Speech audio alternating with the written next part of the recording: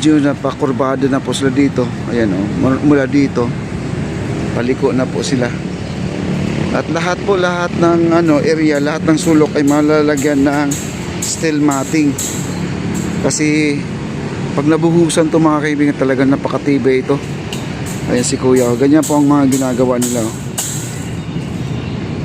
Kumbaga ay pinagdugtong-dugtong na po nila. Ayan, ang haba na guys, hanggang sa dulo na pala. Kumbaga guys, na mahigit kalahati na po pala ang kanilang nalatagan. Yung mga ganyan naglalawa guys, mga ganyan, kagaya doon sa entrada natin, meron po tayong napapansin doon na naglawa doon, na may nag-comment kasi kasi parang hindi raw maganda ang pagkagawa. Di po, ayusin pa talaga nila yan. Kasi nung ginagawa kasi ito, medyo tirik ang araw, no? Ngayon lang maulan-ulan na, ngayon lang po nakikita nila ang ganyong problema. Pero ayusin pa nila yan. Sabi ni Atty. Hindi pwedeng ganun yan. Mali yun, mali yung naglalawa. Kailangan talaga magiging pantay yan. At saka may drainer, mayroong labasan ng tubig para hindi na po na maglawa dyan, kasi lahat ng mga dumadaan hindi po mapatalon-talon po ang lakad nila. Ayan si kuya.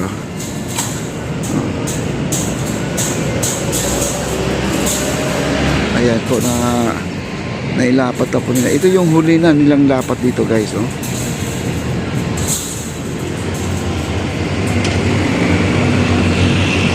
Ayan, naikabit na po nila dito. Dito guys, maingat ka sa paglalakad dito kasi may mga dugtong dito. Ang mga bakal na to ay talagang sobrang kalawang. Hindi po pintura yan ha. Nagkalawang siya na kulay orange. Hindi po semento yan, hindi pintura. Yan, kailangan maingat ka dito sa paghahakbang. Sila guys. At dito, di ko lang alam kung ito ay bubuhusan na kaagad to. Ano ba to, no? Di ko alam kung ito naman po anong gagawin dito sa pagitan na to. May mga pagitan kasi dito. Ayan. Kailangan siguro ay matapalan yan, no? Kaya abang-abang lang po tayo, yung mga viewers natin dyan. Sila po ay excited na rin nila makita talaga to yung tapos na. Ako naman ay excited na rin ako na makita to. Kaya abangan na lang po talaga natin, kasi ang trabaho hindi po kailangan na yung mabilisan, no? Yung kailangan mayroon tayong yung quality.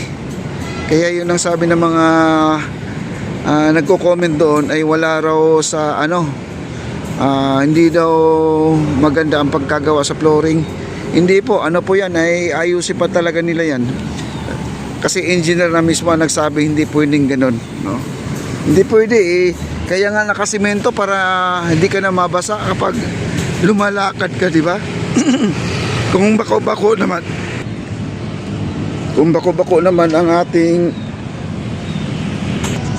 ang simento, parang hindi po maganda ang gawa, no? Sayang lang. Nagsimento ka naman may tubig. Kaya ayusin pa talaga nila yan, no? Antayin na lang po talaga natin yung pag natapos po ito guys, kasi lahat naman tayo ay excited na, no? Bukas po, makikita nyo na to. Bubuhusan na to bukas. Magbubuhos na sila bukas guys. Bubuhusan bukas, kaya pagkakataon na po na masilayan natin yung paano gawin yung pagbuhos. Siyempre naman ay gagamit din sila ng mga yung mixer siguro. Semento pa rin ang ibubuhos. Parang kumbaga ay sila ay nagpo-flooring pa rin dito sa gaya ng umpisa nito, no? Effective po guys, effective po yung ating waterproofing natin, kasi kita nyo naman dito naglalawa dito. Kumbaga ang tubig ay hindi na po nag-absorb, no? Hindi na tumatagos doon sa ilalim sa ground. Kaya maganda, maganda. Walang tumagas doon sa ilalim. Kaya effective po ang waterproofing talaga. Ang galing nila.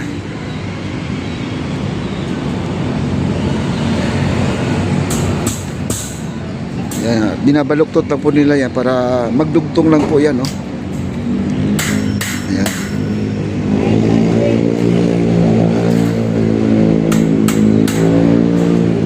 Ganyan po ang pagkabit, mga kaibigan.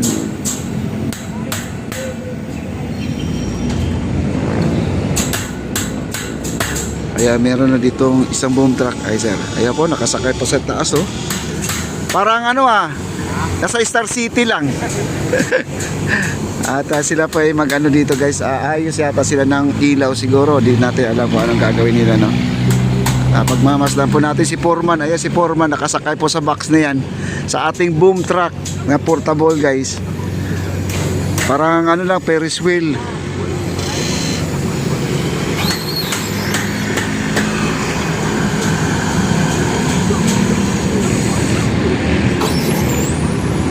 At nag-i-extend na po dito, oh. Ayan, ayun.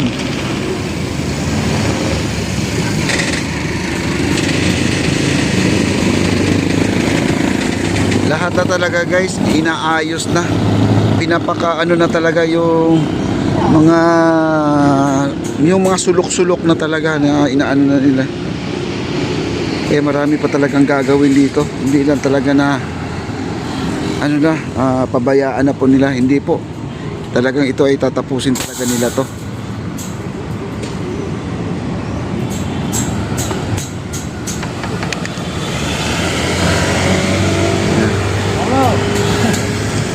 May tao pa sa baba, oh. At ang ating boom truck, ayan po.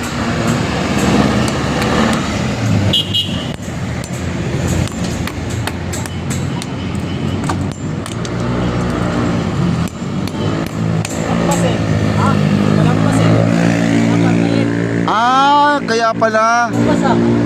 Kaya yung usli na yan, Kaya sa pantay dito. kailangan pantay na pantay. Kaya pala gumamit kayo ng boom truck talaga. Okay lang. Ayan guys, talaga bawat mga dito, detalye. Talagang kailangan perfect po talaga. Kaya hindi po sayang po talaga guys na lahat dito mga butas na ito, kita yung mga butas na yan, tinapalan po nila yan. Wala pong sayang dito guys, lahat ginagawa po nila. Ayan, kita nyo yung nakausli na kunti dyan, oh. Kala mo okay na, di pala okay guys, kailangan grabe pala sir, no? Ayan, kailangan bawal magkamali, oo. Kasi yung mga ganyan kasi pangit nga tingnan, no? Ipapantay na lang. Kagaya yan, no? Wow, grabe guys. Ganyan po sila gumawa dito guys na talagang kunti lang yun ang diferensya, pero talagang gagamit sila ng yung portable lifter, mga kaibigan. Yan pong gumamit talaga sila. Ayan si Foreman po yan, si Foreman yung dyan, tumitira sa mga ganyan. Ganyan po sila ka detalyado pong trabaho. Kaya yung lawa-lawa dyan, yung mga tubig-tubig dyan, mawawala po talaga yan guys. Antayin na lang po natin na matapos. Okay?